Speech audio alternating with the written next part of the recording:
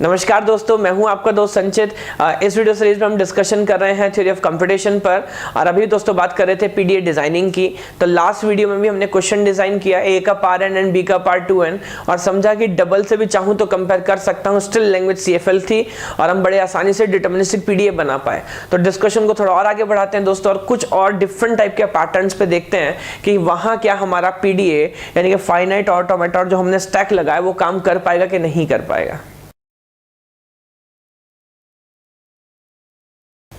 तो चलिए दोस्तों डिस्कशन स्टार्ट करेंगे। ये बड़ा एक इंपॉर्टेंट पॉपुलर पैटर्न मैंने लिखा है WCWR and W is any string over A, B का whole star. Now what is W? W is a string A और B का होल स्टार मतलब की इनक्लोजर। इसका मतलब कोई भी स्ट्रिंग जो A और B से बन सकती है वो W हो सकता है। एंड WR आप जानते हैं रिवर्स ऑफ ए स्ट्रिंग। इस बात का मतलब क्या दोस्तों कि अगर कोई स्ट्रिंग है मेरा ABC, अगर कोई W स्ट्रिंग है हमारे पास ABC, तो WR हमारा होने वाला दोस्तों CBA, जस्ट उसका रिवर्स पैटर्न होगा। तो क्वेश्चन दोस्तों हमारे यहाँ पर क्या है कि किसी भी पैटर्न को हमको पहले आइडेंटिफाई करना है।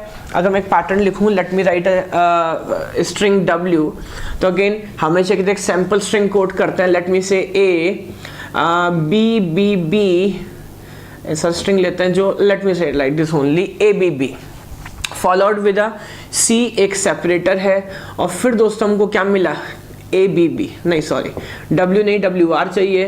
तो फिर मान लीजिए हमको मिला BB and what A followed by epsilon. अब ये एक पैटर्न है, अगेन PDA है, तो स्टैक आपके सपोर्ट में बैठा हुआ है और हमको देखना है कि ये मैकेनिज्म काम कैसे करेगा। तो देखिए दोस्तों इस पैटर्न को अगर अच्छे से समझे तो क्या ये काम स्टैक की हेल्प से किया जा सकता है? अब एक आइडिया है, जिस आइडिया पे कैसे काम कर सकते हैं।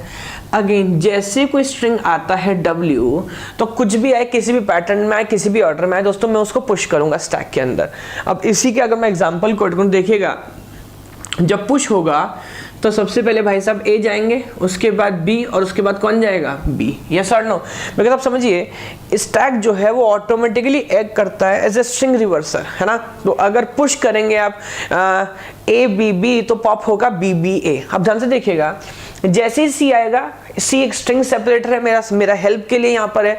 मुझे पता लगेगा कि W दोस्तों खत्म हो गया और WR स्टार्ट हुआ है, और इस W का अगर ये WR है तो इससे भी जो पॉप होगा वो भी क्या होगा WR। इसका मतलब पुश करने के बाद और C के लिए स्टेट चेंज करने के बाद जो सिंबल मैं रीड करूंगा वो हमेशा मैच करना चाहिए किससे? स्टैक टॉप के सिंबल से।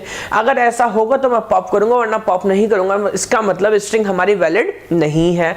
और जब तक ये काम चलता जाएगा, अगर सब कुछ प्रॉपर हुआ तो देखिए BB and then BB and then what A तो उधर मिलना चाहिए, एप्सिलॉन उधर मिलेगा दोस्तों Z0। तो आई थिंक पैटर्न आपको समझ आ रहा है। WCWR पर काम किया जा सकता है। वो कैसे? W को मैं जब करूंगा पुश तो अब WR को मैं करूंगा पॉप, और WR ही मुझे मिलने वाला है। WR को मैं मैच कर सकता हूं WR को WR को। तो कैसे काम करें? तो अगेन मान लीजिए एक स्टेट बनाते हैं Q0, और बहुत सारे ट्रांजिशंस यहाँ लिखने पड़ेंगे। कुछ यहाँ पर केसेस हैं, इससे समझेंगे, कुछ नहीं भी मैं सारे केस लिखता हूँ। तो मान लीजिए अगर इनपुट सिंबल है A और स्टैक टॉप में है Z0, आप क्या करेंगे? आप पुश करेंगे। अगर उस A के बाद एक और A आता है दोस्तों, तब भी मैं पुश करूंगा। इवन अगर A आ चुका और फिर मान लीजिए अगर A आता है और पहले B आ चुका है, स्टैक टॉप में B है, तब भी आप क्या करेंगे? पुश करेंगे। इसका मतलब हमेशा इस A को आपने पुश किया, चाहे पहले Z0 था, चाहे A था, चाहे B था। और यही बात दोस्तों B पर भी लागू होती है। तो अगर B पहला सिंबल भी है BZ0, तो भी मैं उसको पुश करूंगा BZ0। अगर B A के बाद आया है तो भी मैं लिख सकता हूँ BA, और B के बाद आया तो भी दोस्तों मैं क्या लिख सकता हूँ BB। बट मैं क्या करने वाला हूँ, मैं इस B को पुश करूंगा ही करूंगा। अब जैसे ही C आएगा, मुझे पता लगेगा C आया, तो मैं स्टेट चेंज किया और मान लीजिए Q0 से पहुंचा Q1 पे। क्या याद रखने के लिए कि भाई C आया ना, तो पूरी स्ट्रिंग को मैं याद कर चुका हूं। अब मुझे क्या करना है? पॉप करना स्टार्ट करना है। एक और बात ध्यान रखिएगा, C आया तो स्टैक टॉप में क्या क्या हो सकता है? क्या हो सकता है? W एप्सिलॉन हो, W नल हो सकता है। बिकॉज देखिए A, B का होल स्टार, तो होल स्टार है तो एप्सिलॉन भी हो सकता है। तो उस पैटर्न को भी सपोर्ट करने के लिए अगर स्टैक टॉप में Z0 है तो भी मैं कहाँ पहुंचूंगा, Q1 पर स्किप कर रहा हूं। तो C से मैंने कोई मैकेनिज्म नहीं किया, बस ये बात याद रखने के लिए कि पैटर्न चेंज हो गया है। तो अगर Z0 था, Z0 ही छोड़ा है, A को A ही रहने दिया, B को B ही रहने दिया, तो यहां सिर्फ पुश कर रहा था। और दोस्तों यहां मैंने सिर्फ क्या किया, एस्केप। अब बात आई Q1 की। अगर मैं पहुंचा Q1 पे तो अब आप देख सकते हैं कि इतना काम करने का इस पैटर्न के लिए ये हुआ होगा। अब हमेशा टॉप मोस्ट सिंबल स्टैक का और जो हेडर के पास जो सिंबल है वो हमेशा लुक हेड सिंबल जो है वो हमेशा क्या करना चाहिए, मैच करना चाहिए। तो मैं कैसे लिख सकता हूं, अगर स्टैक टॉप में है दोस्तों B, तो अगर टेप पे है B तो स्टैक टॉप में भी क्या होगा, B मैं पॉप करूंगा। अगर ऊपर है A तो यहां पर क्या मिलेगा, A मैं पॉप करूंगा। और दोस्तों इसके अलावा हम कोई ट्रांजिशन नहीं लिखेंगे, बिकॉज अगर B A आ गया तो मशीन को चाहिए कि वो सच में होल्ड कर जाए, उस स्ट्रिंग को हम प्रोसेस नहीं करते।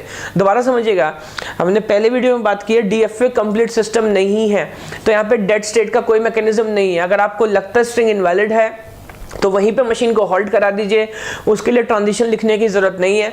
और मशीन अगर बीच में स्ट्रिंग प्रोसेस करने से पहले होल्ड हो गया तो आप जानते हैं NFA की तरह स्ट्रिंग रिजेक्ट हो जाएगी, है ना।